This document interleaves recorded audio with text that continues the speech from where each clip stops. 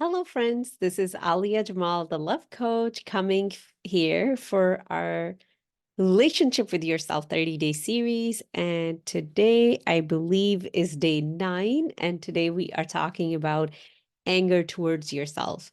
There are many moments, part of our adult life, where we make some mistakes.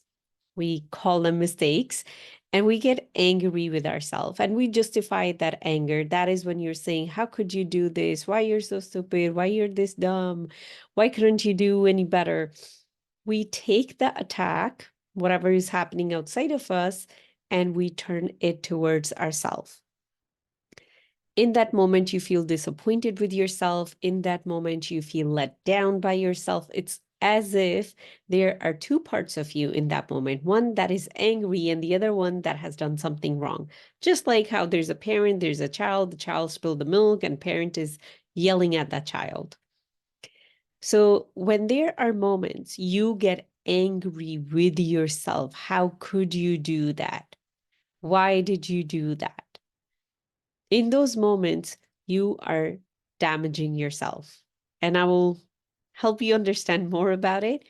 And hopefully, through this conversation, may be able to shift that way of being with yourself. So, first of all, I wanted to share something just about anger. There's this book called Thought Forms. I highly recommend every human to get this book and read through this book. This book is all about how when you're thinking something, when you're speaking something, it has an energy to it and the damage it does to your energy body. So now this is the thought form of anger. So when you are angry with yourself towards somebody else, and when you are just spewing those poisonous words towards yourself or someone else, this is how it could look like. So you see this pointy things? It pokes into the energy field that we all have. It pokes into your aura. People who get very angry, whether it's on themselves or on other. Again, if you are getting angry with other people, you are definitely angry with yourself. It does not go the other way around. If you're angry with yourself, only then you're angry with other people. So if you say, oh no, I don't get angry with myself, just pay attention to, do you get angry with other people?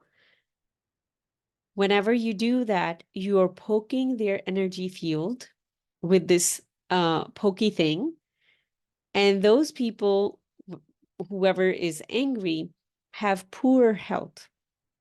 I still have to meet a person who's angry most of the time, or they get very easily angry, and they have a perfect, healthy body. Sometime it has not emerged yet. Sometimes those diseases are still being formed because what happened, their energy body is poked. It has holes in it. And those holes keep getting bigger. And think of like, like we have dust in the air.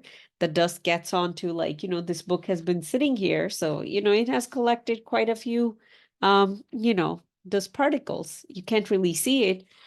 The same way, our environment has etheric dust. So think of like, dust mites. There are etheric dust mites that will get into the aura because that is the protective shield. It will go and attach to your different chakra system and it will start sucking the light out of it. So if a person is unbalanced in their emotion, that is what anger is, their solar plexus chakra will get impacted and they will have something to do with their GI tract system. So they could have diabetes, which is connected to the pancreas. They could have something going on in their gallbladder, something going on in their liver, something going on in their stomach, something going on in their different parts of their intestine, because that is the part that is getting depleted in energy. And when your energy body is low, your physical body over time gets low. But let's talk about why we do it. We understand the energetical damage and long-term health damage that it causes, why we do it. When we are trying to be angry, we're trying to be in control. Anger, the root of anger is fear. Whenever I'm afraid, I feel out of control and I want to get control. I want to be in control. So I want to scream and I want to yell so I can feel I can control the situation that feels so out of control. So when do we get angry? Most likely when we made a mistake, when somebody else made a mistake. That is when we really get angry. And we are sending the message to ourselves, you better not do this again. I don't want you to do this again. We're trying to get control because what's happening, we're losing trust in ourselves. When we make a mistake in our mind, we think I cannot trust myself anymore. If I'm making this mistake, what else wrong can I do? I cannot trust myself anymore. So I need to control myself. I need to yell at myself. So I better not do that with myself. So first of all, remembering there's nothing you could ever do wrong. Whatever thing that we human call mistake has a positive impact on us. If you think you did something wrong, in the future, you can grow from it. There's always positive growth can come out of it if you're willing to focus on it this way. The way this universe is created, if you're standing in the fork on the road, you go right, the whole universe is going to adjust itself so you get to your rightful destination that your soul is traveling towards. If you make a left, the whole universe comes together in that direction. So you get to your rightful soul direction in that direction. There's no such thing as failure in our universe. Yes, there is failure in our ego world. That is the human world we live in. But in terms of the universe, there's no such thing as failure. Every downfall we have take us to a higher level of growth. Again, if we are willing to work on it.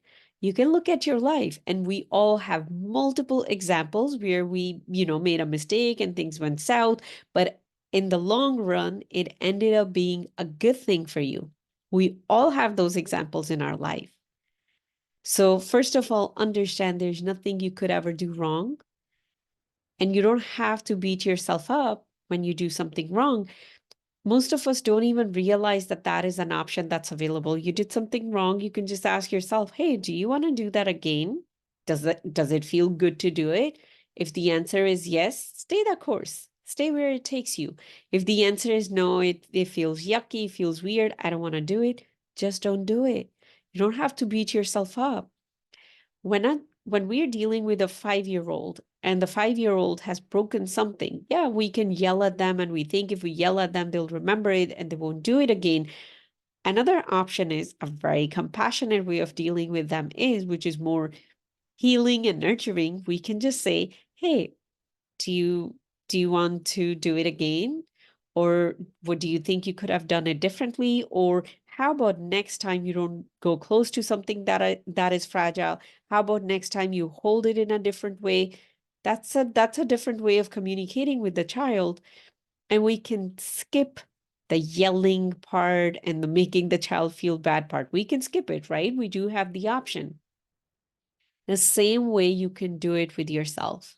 You don't have to take your anger and literally poke your energy field and feel drained and depleted later on. That is when we go numb ourselves. We try to use all kind of substance abuse. We try to use food. We try to use all kind of addictions to numb ourselves when we are feeling the pain of us turning against ourselves. So when we stop doing that, we actually get to grow through our life instead of hurting ourselves.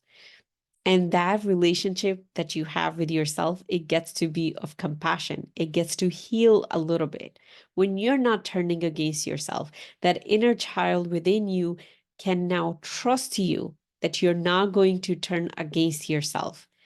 And from there on, you can create a beautiful relationship with yourself. That is when you can trust yourself. Even if I made a mistake, it will be okay. I'm not going to get yelled at, or I'm not going to get time out. So then what will happen? You'll be willing to take bigger steps. You'll be willing to move forward in your life more. You'll be willing to bring more of your light into this world. That is the magic that happens when you heal your relationship with yourself. Now, if you grew up in a household where every mistake led to yelling and punishment, then that is the paradigm you've been holding on to. That is how you deal with yourself. Your mind c- connects doing something wrong to yelling, and that is how I'm going to feel in control. But when you move towards trusting yourself, trusting whatever you're doing, it will always bring you closer to the destination of your soul. Whatever your soul came to do in this physical experience, when that trust starts to come forward, that is when you let go of your paradigm that you've been holding on to. And you can also let go the need to be in control. When we trust our life, ourself, God, the unseen, when we trust all those forces, that is when our heart open. And we don't feel the need to be in control because we are trusting wherever we are going, whatever is happening is for our own benefit. It's going to help me. And that is a beautiful, beautiful place to be. So I hope this conversation has helped you understand, one, how dangerous it could be to scream and yell and kick yourself, be angry towards yourself. Second, it's a mechanism to just show you, hey, I'm feeling out of control and I'm afraid of losing control and I want to stay in control.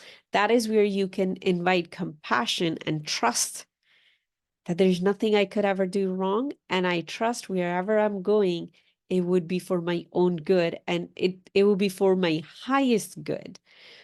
That is all for today. If this is something that calls to you, you do want to work on your relationship with yourself, you can always go to my website, aliajamalcoaching.com, and you can book a consultation. I would love to be your guide on this beautiful journey of healing your relationship with yourself. I'm sending you so much love, and I'll see you soon. Bye.